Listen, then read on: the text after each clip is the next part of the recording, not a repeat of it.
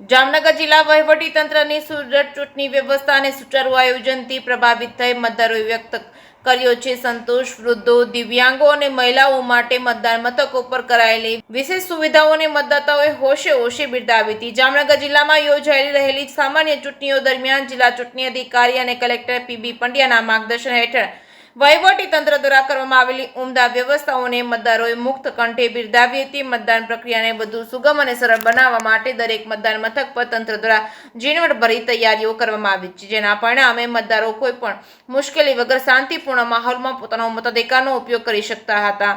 વહેલી સવારથી જ મથકો પર ઉમટી પડેલા નાગરિકોમાં વહીવટી તંત્રના મેનેજમેન્ટને લઈને ભારે સંતોષની લાગણી જોવા મળી છે। ખાસ કરીને કડક સુરક્ષા બંદોબસ્ત ની વ્યવસ્થા કરવામાં આવી રહી છે। જે કે સિંહ સાથે હર્ષલ ખંડેરિયા, જામનગર।